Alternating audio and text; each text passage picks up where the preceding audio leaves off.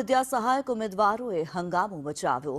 વિદ્યા સમીક્ષા કેન્દ્ર બહાર મોટી સંખ્યામાં ઉમેદવારો ઉમટ્યા। ટેટ 1 વિદ્યા સહાયક ભરતીની જાહેરાત કરવાની માંગ કરવામાં આવી છે। થોડા દિવસ પહેલા જ પરીક્ષાનું જે પરિણામ હતું તે જાહેર થયું હતું। 10,825 ઉમેદવારો ટેટ 1 પરીક્ષા પાસ કરી ચૂક્યા છે।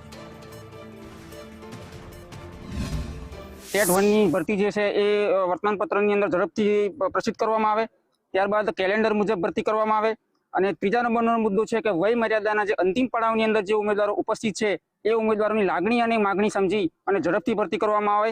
સાથે સાથે જે ઉમેદવારો આ પરીક્ષાઓના વિલંબને કારણે અથવા તો ભરતીઓના વિલંબના કારણે જે ઉમેદવારો ફોર્મ ભરી શક્યા નથી એવા ઉમેદવારોની વય મર્યાદા પૂરી થઈ ગઈ છે તો એવા ઉમેદવારોની લાગણી સમજી અને જે ધોરણ 1 થી 5 ની વય મર્યાદા છે એ ઉચ્ચ પ્રાથમિક સમકક્ષ એટલે કે ધોરણ 6 થી 8 સમકક્ષ કરવામાં આવે, જેથી કરીને હજારો ઉમેદવારો છે કે જે ભરતીની અંદર ફોર્મ ભરી શકતા નથી એ ઉમેદવારોને ફાયદો થાય અને બહોળી સંખ્યાની અંદર આ ઉમેદવારોને ન્યાય મળે। જે ઉચ્ચ પ્રાથમિક કક્ષાની અંદર જે 6 થી 8માં જે ભરતી થાય છે એમાં જનરલ માટે 35 વય મર્યાદા છે અને બીજા જે કેટેગરી માટે છે એમાં 40 વય મર્યાદા છે। તો પ્રાઇમરી વિભાગ જે છે એની અંદર 33 વર્ષ અને 38 વર્ષ છે, તો પ્રાઇમરી વિભાગની અંદર પણ 35 વર્ષ કરવામાં આવે અને બીજી જે કેટેગરીની હોય છે એની 40 વર્ષ કરવામાં આવે, જેથી ઘણા બધા વય મર્યાદા માટે રહી જાય છે તો એમને પણ લાભ મળે અને સત્વરે કેલેન્ડર બહાર પાડી ભરતી પ્રક્રિયા કરે। જૂની જે જગ્યાઓ બાકી રહી છે અને આ વર્ષની જે 5,000 જગ્યાઓ ટોટલ 10,000 પ્લસ જગ્યાઓ પર ભરતી કરવામાં આવે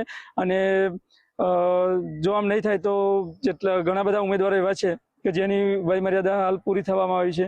જો ભરતી કરવામાં સહેજ બી વિલંબ થશે તો ઘણા બધા ઉમેદવારોનું શિક્ષક બનવાનું સપનું રોળાઈ જશે અને મારી આ આવેદનપત્ર થકી નિયામક સાહેબશ્રીને અને શિક્ષણ મંત્રી સાહેબ શ્રી બેનશ્રીને એક વિનંતી છે કે તાત્કાલિક અસરથી આ ભરતી પરિપૂર્ણ કરવામાં આવે।